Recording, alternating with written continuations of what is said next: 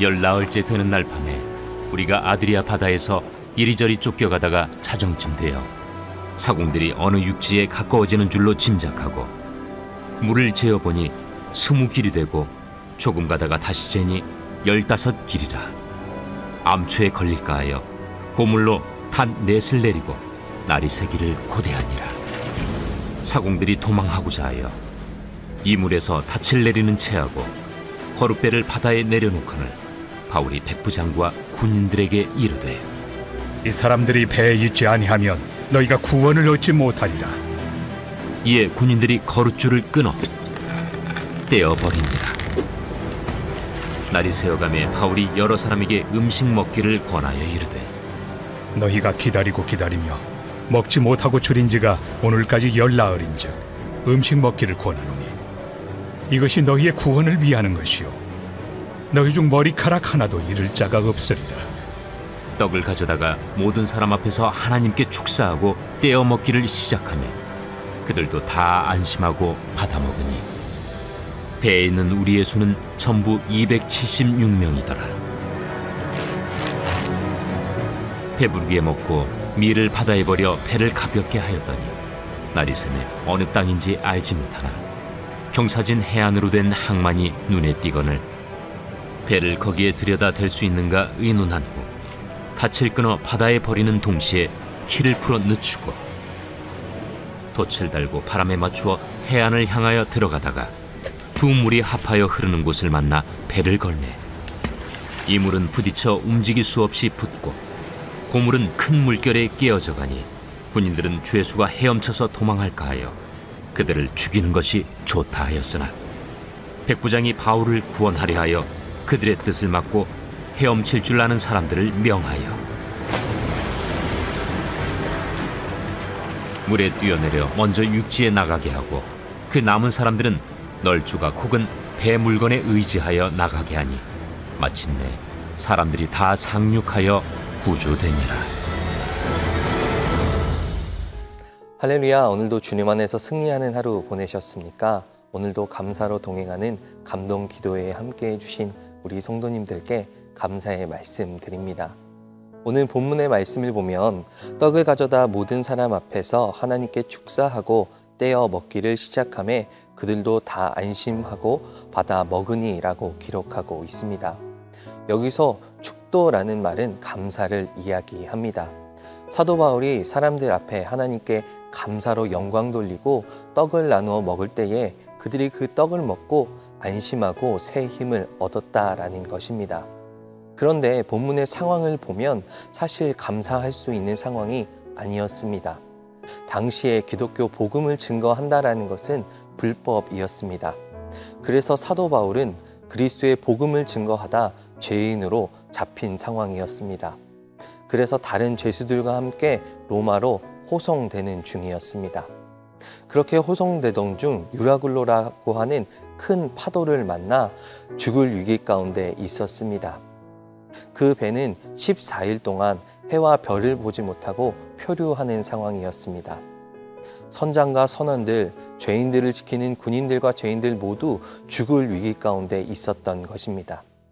그때 사도 바울은 정신을 차리고 사람들을 안심시킵니다.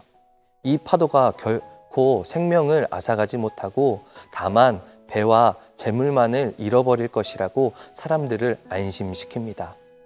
그리고 사람들에게 떡을 나눠주고 그 떡을 먹고 사람들은 힘을 얻고 안심했다라는 것입니다. 우리도 살아가며 인생의 폭풍을 만날 때가 있습니다. 실패의 폭풍, 환난의 폭풍, 큰 슬픔의 폭풍을 만날 때가 있습니다. 그러할 때 우리는 어떻게 해야 할까요? 주님께서는 데살로니가 전서 5장 18절에 이렇게 말씀하셨습니다. 범사에 감사하라. 이는 그리스도 예수 안에서 너희를 향하신 하나님의 뜻이니라. 아멘. 우리가 왜 이러한 일을 겪고 내 삶 가운데 왜 이러한 환난이 닥쳐오는지 알 수 없지만 주님의 뜻은 우리가 범사에 감사하라라는 것입니다. 이것이 바로 주님이 우리를 향한 뜻이라는 것이죠. 사도행전 16장에 보면 사도 바울은 빌립보 지역에서 복음을 전하다 억울하게 붙잡힌 것을 볼 수가 있습니다. 그는 심한 매를 받고 감옥에 잡히게 됩니다. 그때에도 그는 밤중에 하나님 앞에 감사의 기도를 드리고 찬양을 하는 모습을 볼 수가 있습니다. 그가 감사하고 하나님께 찬양으로 영광 돌릴 때에 그 옥이 흔들리고 옥문이 열리고 그를 묶었던 수갑은 풀어지는 기적을 경험하게 됩니다. 감사할 때 하나님의 역사가 시작되는 것입니다. 사도 바울은 폭풍 중에도 하나님께 감사했습니다. 감사할 조건이 아무것도 없었지만 그는 감사했던 것입니다. 이것이 바로 초대교회인들의 신앙입니다. 초대교회 성도들은 감옥에 갇혔을 때도, 심한 매를 맞았을 때도, 모든 자신의 재물을 몰수당했을 때에도, 심지어는 순교당하는 순간까지 감사했습니다. 어떻게 그들이 그렇게 감사할 수 있었을까요? 그들은 믿음의 눈으로 천국을 바라보았기 때문입니다. 그렇기에 그들은 어떤 고난에도 죽음 앞에서도 감사할 수 있었던 것입니다. 감사가 없으면 그리스도인이 아닙니다. 감사를 통해 주님의 역사를 우리 삶 가운데 누리시기를 주님의 이름으로 축원드립니다. 행복은 다른 것에 있는 것이 아닙니다.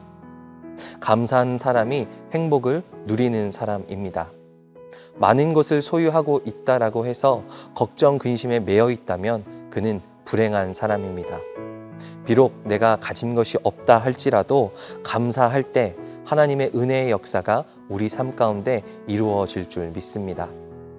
폭풍 중에도 감사했던 사도 바울처럼 삶 가운데 감사를 통해 주님의 역사를 누리고 행복을 누리며 살아가는 주님의 자녀 되시기를 이 시간 주님의 이름으로 축원드립니다.